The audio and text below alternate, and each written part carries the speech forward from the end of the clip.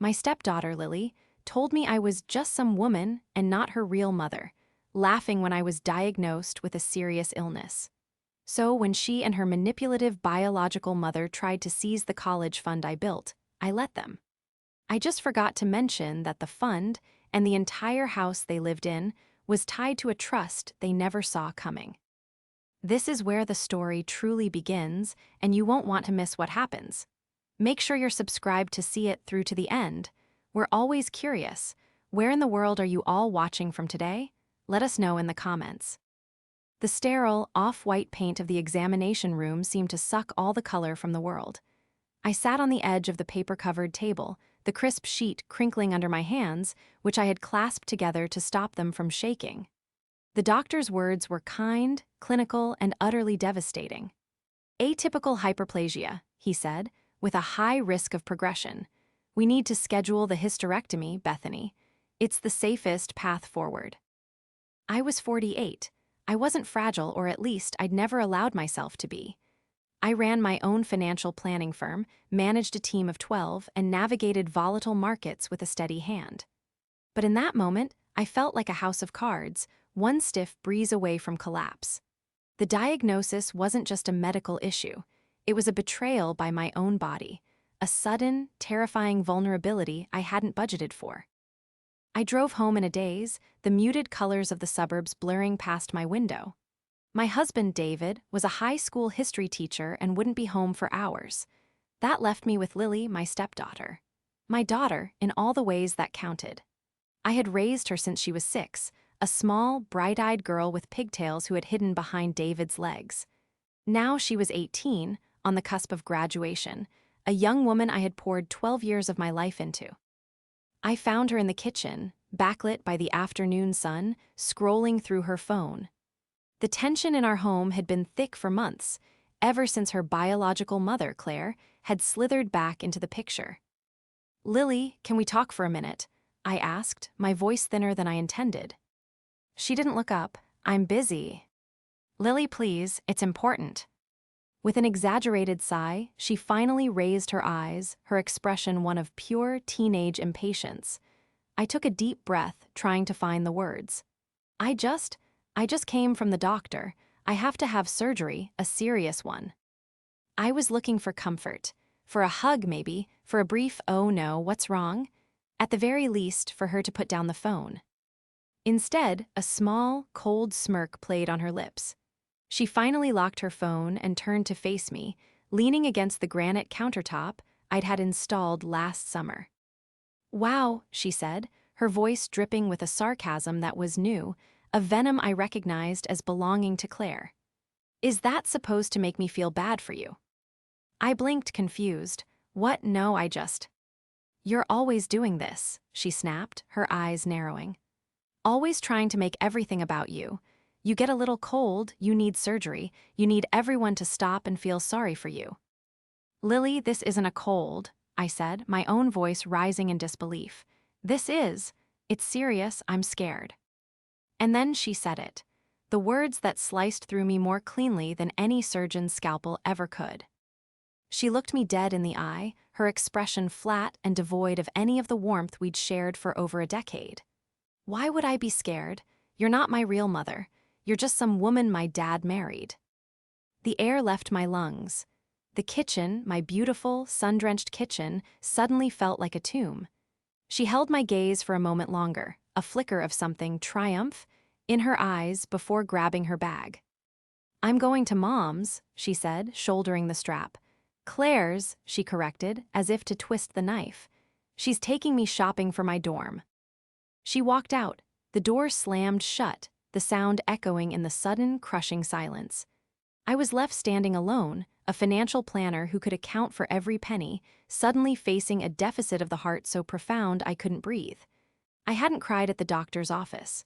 I hadn't cried on the drive home, but I sank to the kitchen floor, my back against the cabinets, and I wept. The betrayal was worse than the diagnosis itself. The 2 weeks between that day and my surgery were a blur of pre-op appointments, blood work, and a fog of anxiety. David, my husband, was a rock, but a soft, porous rock. He was kind, gentle, and utterly useless in a confrontation. When I told him what Lily had said, his face crumpled. "Oh, bait, honey. She didn't mean it," he murmured, pulling me into a hug. "She's just, you know how Claire gets in her head, she's just lashing out." "She meant it, David," I said, my voice muffled against his flannel shirt. She looked right at me. Ray was nothing but contempt in her eyes. "I'll talk to her," he promised, as he always did. And I knew he would. He would have a gentle, meandering conversation with Lily, in which she would likely grunt noncommittal answers, and he would emerge believing the problem was solved. He was a good man, but he confused talking with resolving. He was terrified of upsetting Lily, terrified she would pull away from him the way her mother had. This left me to navigate the emotional minefield alone. The night before my surgery, David was at a late-night school board meeting. I was in my study, finalizing my medical directive and making sure my partner at the firm, Jessica, had access to all my client files. My hands were shaking. I was trying to focus on interest rates and beneficiary forms, but my mind kept drifting to the empty room down the hall. Lily hadn't spoken a word to me since our confrontation. She was staying at Claire's, a decision David had weakly protested and then allowed. My phone rang. It was Lily. A flicker of hope, stupid and stubborn, lit in my chest. Maybe she'd called to wish me luck. "Hello." "Hey," she said, her voice clipped. "I need you to transfer $300 to my account." Not "how are you," not "are you scared." I closed my eyes. What for Lily? God, why do you always have to ask? Mom and I are going out for my graduation dinner tonight. A real celebration. She's taking me to the Clifton. The Clifton, the most expensive restaurant in the city, the kind of place Claire would go to on someone else's dime. "Lily, your graduation isn't for another week, and I'm having major surgery in the morning."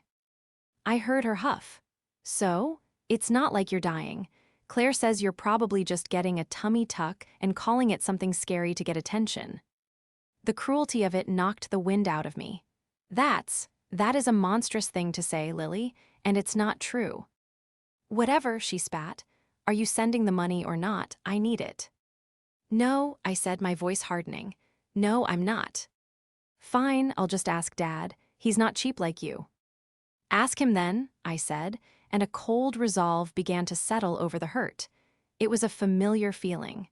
It was the same feeling I got when a client's portfolio was under attack.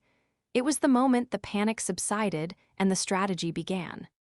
"You know," she added, her voice turning venomous, "Mom was right about you. You use money to control everyone. You think because you paid for everything you own me. But you don't. I'm not your daughter." "You're right, Lily," I said, my voice dangerously quiet. "You're not. You've made that perfectly clear." I hung up the phone. My hand was steady now. The fear was gone, replaced by a chilling clarity. I sat there for a long moment, the numbers on my computer screen blurring. They thought I was just a wallet. Claire with her vapid charm and Lily with her borrowed cruelty. They saw me as an obstacle, a resource to be drained, but they had forgotten one crucial thing. They had forgotten who I was. I wasn't just some woman. I was the woman who built the entire foundation they were standing on.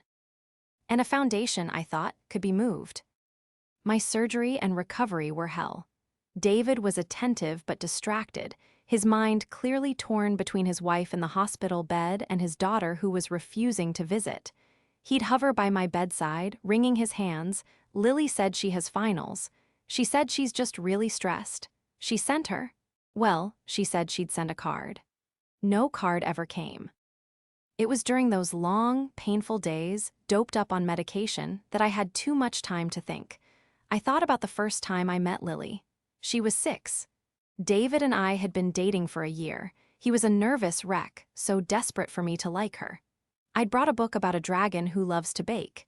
She had giggled, her tiny hand gripping mine as we read. I thought about the years I'd poured into her.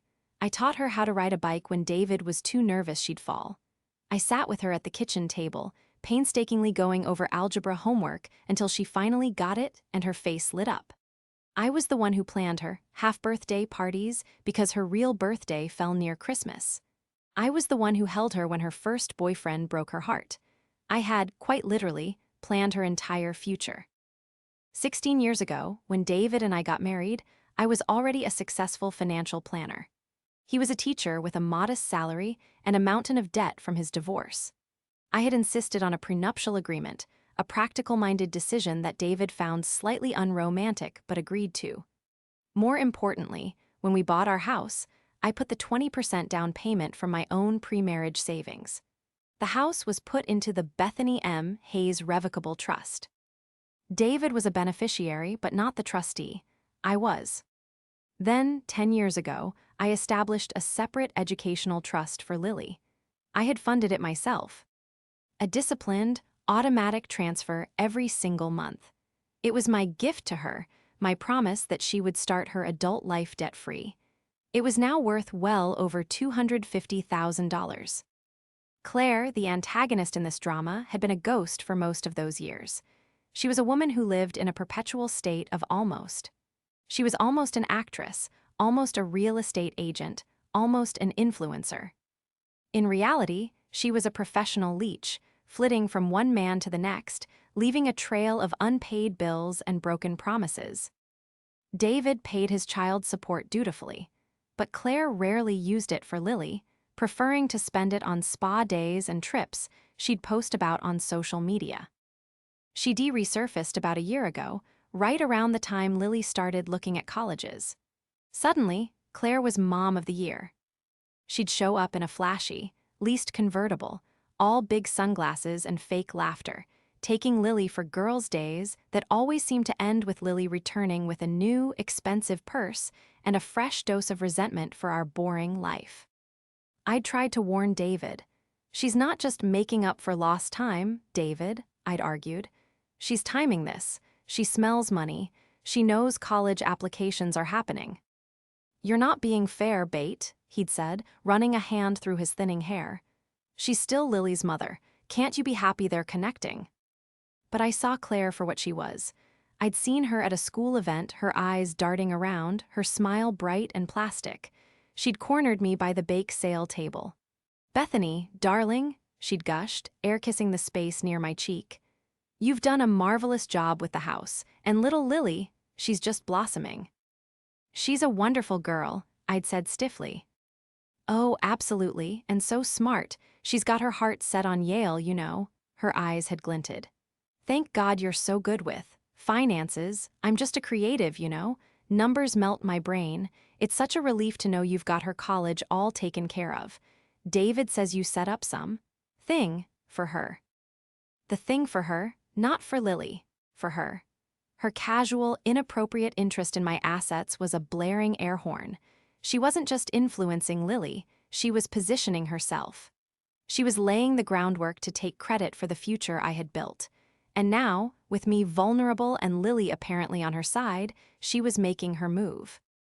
I came home from the hospital to an empty house. David was at work, and Lily was, well, I didn't know where Lily was.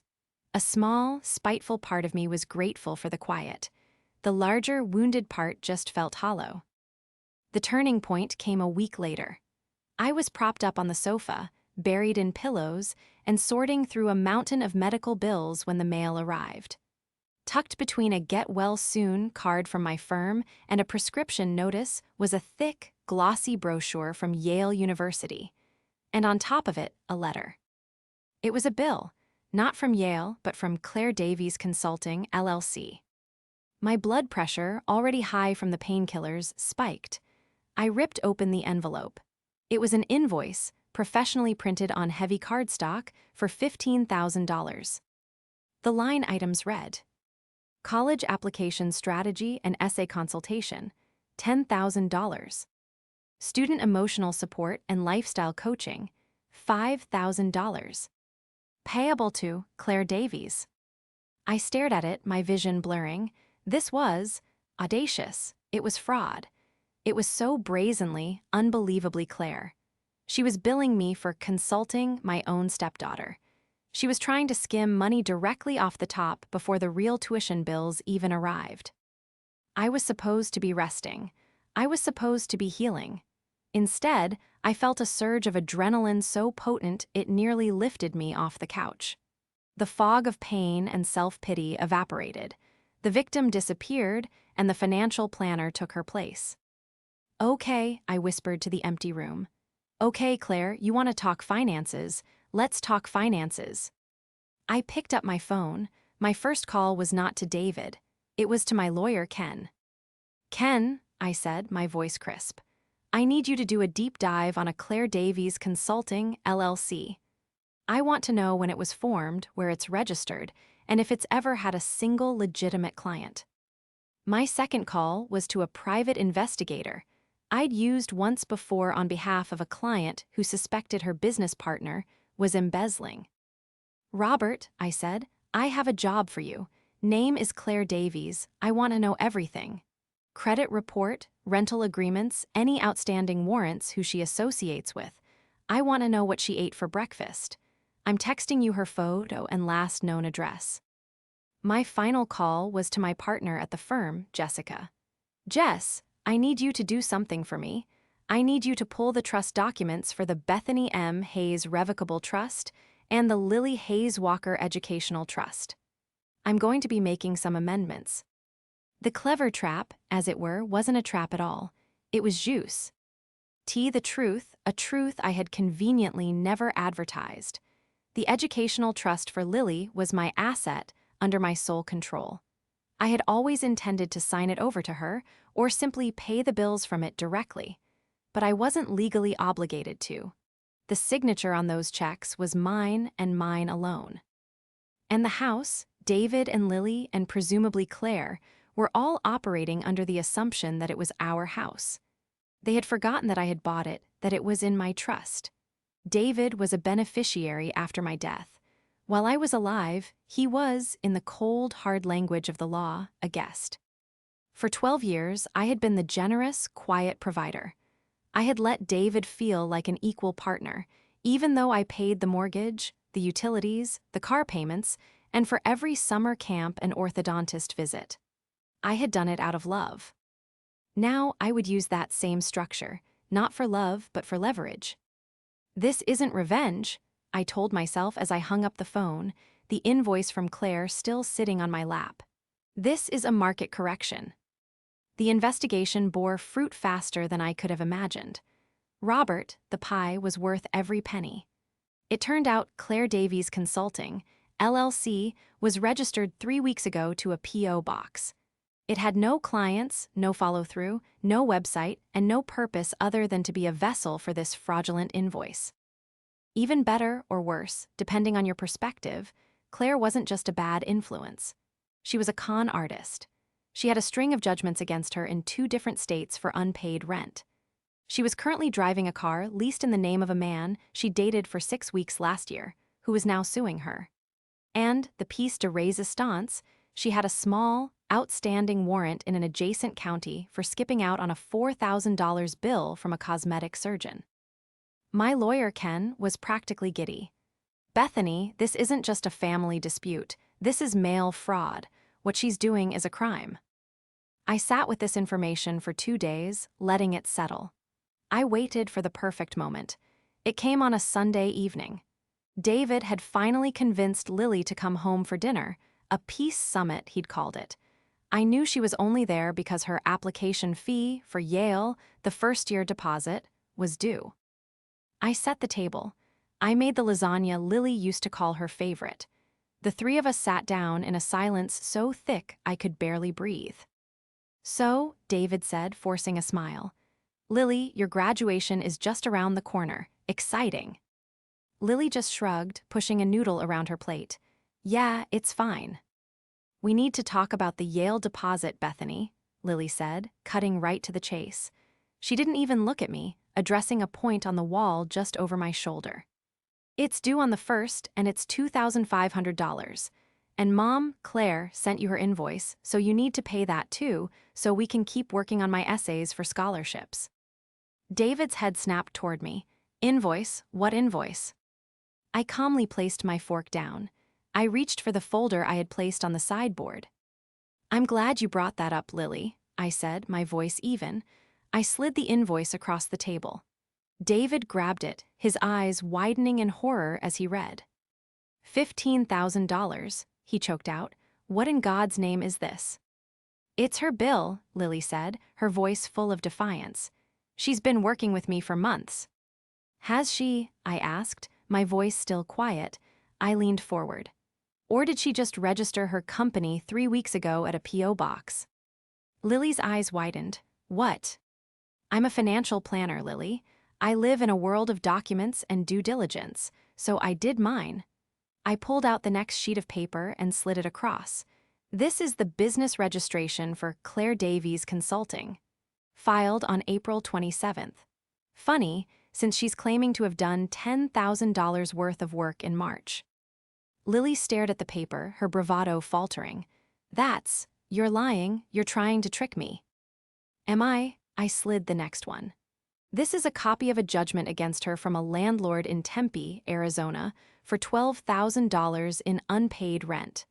And this, I said, pulling out the last one, is a copy of an active bench warrant for her arrest from 2 towns over. It seems she doesn't believe in paying her plastic surgeon either. Lily's face had gone pale. She was shaking her head, looking from the papers to me. No, she explained all that. Those people were out to get her. She's a good person. A good person who sent a fraudulent invoice to a woman recovering from cancer surgery. I snapped, the control I'd been holding finally breaking. A good person who convinced you to tell me I was just some woman so she could get her hands on your college fund. What are you talking about? David whispered, looking at me. Ask her, I said, gesturing to Lily. Go on, tell him what you said to me in the kitchen. Tell him about the phone call the night before my surgery. Tell him about Claire's tummy tuck theory. Lily burst into tears, a genuine, childish sob. She said you were trying to control me. She said you were using your money to keep me from her, and that you'd try to turn me against her. And look at that, I said, my voice flat. She was right. Here I am, turning you against her. But here's the difference, Lily. She did it with lies. I'm doing it with facts. These are legal documents. This isn't my opinion. This is her reality. Lily shoved her chair back, sobbing. I hate you. You've ruined everything. She ran from the room, and a moment later, the front door slammed. David just sat there, his face in his hands, staring at the warrant for his ex-wife's arrest. The confrontation was over, but I knew the war wasn't. Claire was a cornered animal, and she was about to get desperate. The following week was a new kind of awful. Lily was back at Claire's, and the two of them had clearly entered a new phase of their alliance, full-scale assault. My phone was bombarded with texts from Lily, alternating between tearful pleas, "How could you do this to Mom? You're tearing our family apart," and venomous rants that were pure Claire in their phrasing, "You're a bitter, dried-up old woman, and you're just jealous no one will ever love you." Then came the calls from David's family. His sister, Karen, who I'd always liked, called me, her voice tight with disapproval. "Bethany, I don't know what's going on, but David is a mess and Lily is heartbroken. Claire says you're trying too. Seize Lily's college money? I thought you loved that girl." Claire was spinning the narrative, painting me as the evil, wealthy stepmother, a modern-day Cinderella villain, locking away the poor, deserving child's future. It was brilliant. It was insidious. And David, my conflict avoidant, can't we all just get along, husband, was crumbling. "Bait just, pay the Yale deposit," he begged me one night. He looked exhausted, his eyes red-rimmed. "Just this one. We can sort out the rest later. It's for Lily." "It's not for Lily," I said, my voice firm as I stirred my tea. I was back at work part-time, and the structure was helping me heal. "It's for Claire. Every dollar I send to Yale right now is a victory for Claire. It's proof that her tactics work. It's a green light for her to keep bleeding us and Lily dry." "But she'll lose her spot. Is that what you want?" "What I want, David, is for you to stop acting like a guest in this marriage. What I want is for you to be a father and a husband, not a referee. Your ex-wife is committing fraud. Your daughter is being manipulated. And you are asking me to reward them for it." He recoiled as if I'd slapped him. "That's not fair." "No," I agreed, "it's not." The final piece of the puzzle came from Robert, the pie, 2 days later. "You're not going to believe this," he said. "I was tracking the car your subject is driving, the one the ex-boyfriend is suing her for. She's not just driving it, she's trying to sell it. To a cash for cars lot known for not asking questions about paperwork. She's trying to sell a car that isn't hers," I said, my mind racing. "Bingo, and I got something else. I was watching her. She met with a man at a coffee shop. I got a picture. Ran him through a facial rec database. He's a credit repair specialist. A loan shark, basically. The kind who helps you set up fake identities to get new loans." Claire wasn't just trying to skim $15,000. She was planning to loot the entire $250,000 education trust. The consulting and the Yale deposit were just tests to see how easily the tap would open. Her real plan was to get that money, likely convince Lily to defer college for a gap year, and then disappear, leaving Lily with nothing and us holding the bag. I now had irrefutable proof of a conspiracy to commit fraud, active theft, and associations with known criminals. It was time for the second confrontation. This one wouldn't be at my dinner table. I called Lily. "I'm not calling to fight," I said, cutting her off before she could start. "I've paid the $2,500 deposit for Yale." There was a stunned silence. "You did?" "Yes, and I'm willing to pay the invoice from your mother, but I will not do it through the mail. This is a business transaction, so we will handle it as one. I will be at my office tomorrow at 10:00 a.m. You and Claire can come by, she can sign a receipt of payment, and I will give her a certified check for the $15,000. I could hear her muffled voice talking to Claire in the background. She's paying. Lily came back on the line, her voice triumphant. "Okay, we'll be there." "Good," I said. "And Lily, bring your Yale acceptance paperwork. We'll need to go to the bank together right after to wire the full first-year tuition. I want this all settled tomorrow." I hung up. David, who had been listening, stared at me. "Bethany, what are you doing? You're giving in. Put on your good S." "You it, David," I said, turning back to my laptop. "You're coming with me. Oh, and so is Ken, my lawyer." My office was on the 14th floor of a glass and steel building downtown. It was a space I'd designed to be calming and impressive, all cool grays, warm woods, and a sweeping view of the city. When Claire and Lily arrived at 10:00 a.m. on the dot, they were practically vibrating with smug victory. Claire was in full costume, a white power suit, heels that were too high for 10:00 a.m., and oversized sunglasses she didn't remove. Lily was beside her, dressed in her new rich girl uniform, carrying a designer bag I'd never seen before. "Bethany, darling," Claire purred, walking into the conference room as if she owned it. "Love what you've done with the place. So, corporate." "Claire, Lily, please sit." They took seats at the long, polished mahogany table. On my side sat me, David looking pale and terrified, and my lawyer, Ken, who was shuffling papers with a benign smile.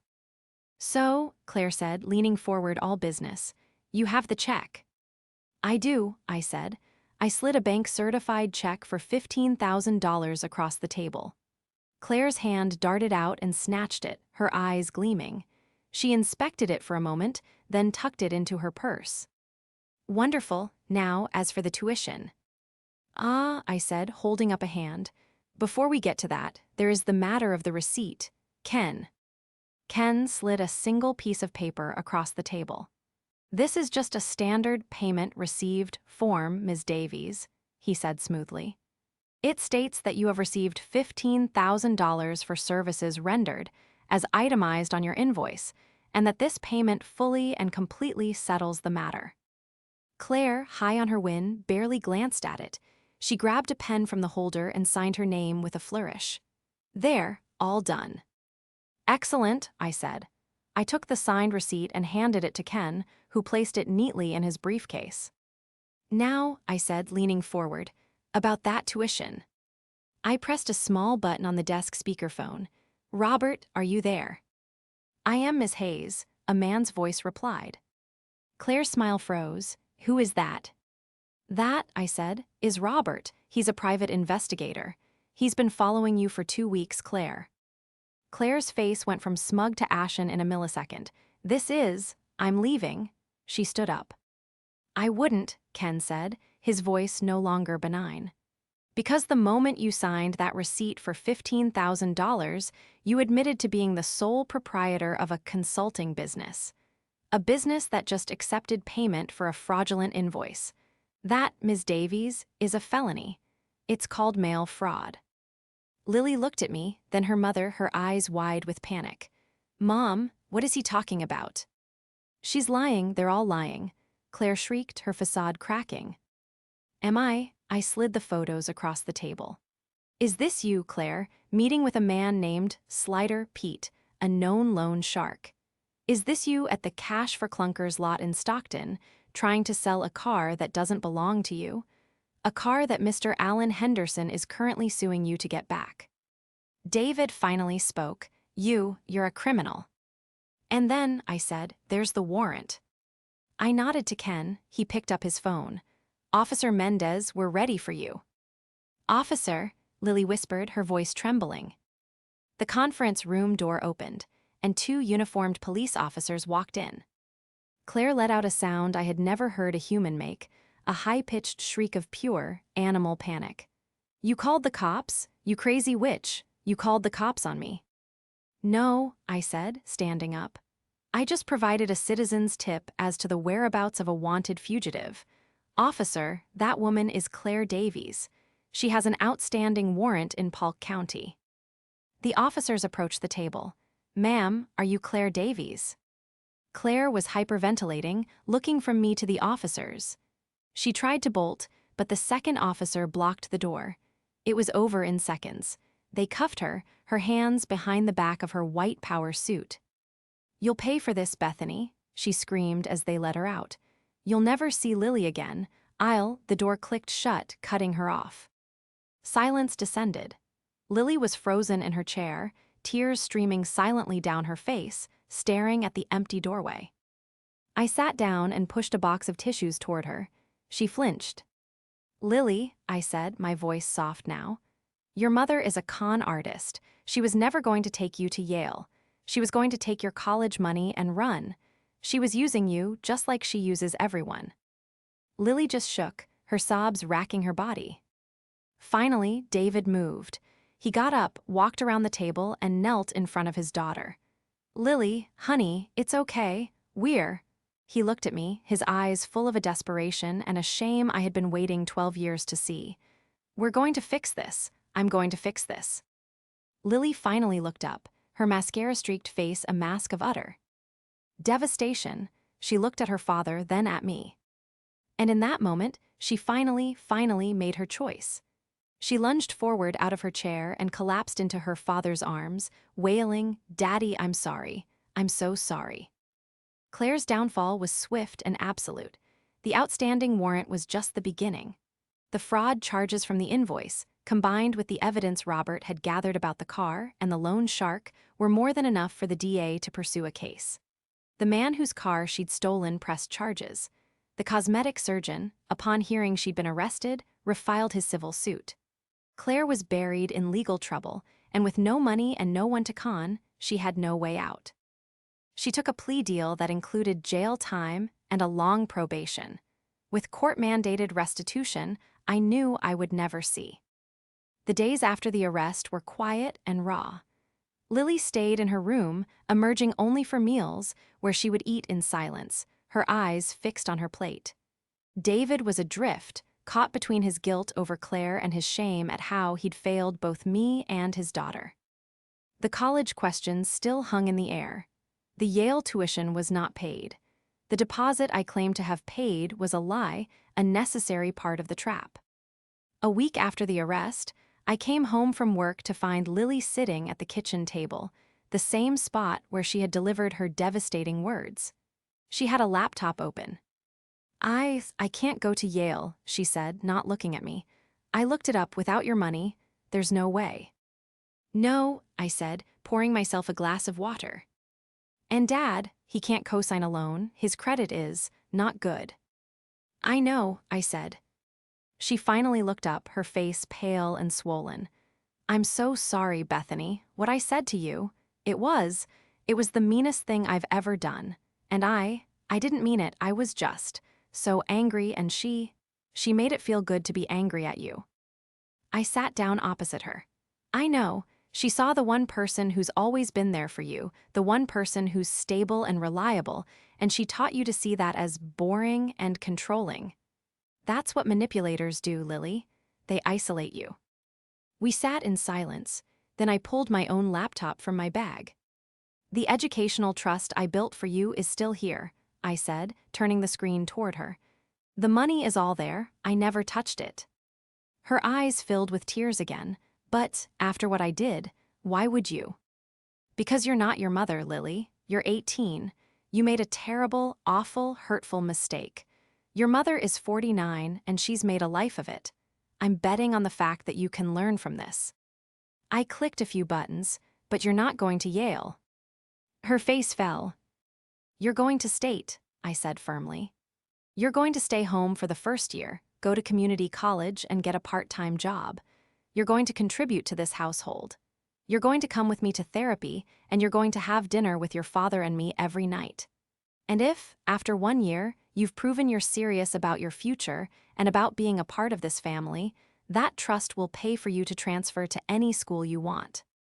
It was, I realized, the most important financial plan I had ever created.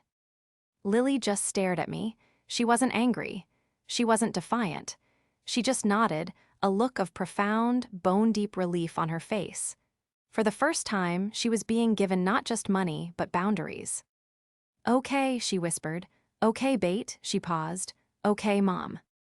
It took a long time. David and I started counseling, and he began the hard work of finding his backbone. Lily got a job as a barista and was surprisingly good at it. She and I went to therapy, and it was ugly and hard, and we both cried a lot. But we went. A year later, I was driving a U-Haul to the dorms at the State University, 2 hours away. Lily was following behind in her used car, which she'd bought with her own money. The trust was paying her tuition. She was a different person. Quieter, more thoughtful, and fiercely protective of her father and me. As we unpacked her boxes, I found a small, framed photo. It was from years ago at one of her half-birthday parties. I was in the background, out of focus, holding a cake. Lily was in the front, grinning, her 2 front teeth missing. I forgot about this, I said, smiling. I didn't, she said, taking it from me. I was just telling my roommate. This is my mom, Bethany. She's a financial planner. She's the smartest person I know. She gave me a hug, tight and real. Standing in that tiny, cinder-block dorm room, I finally felt it. The accounts were balanced. The investment had matured. I was at peace.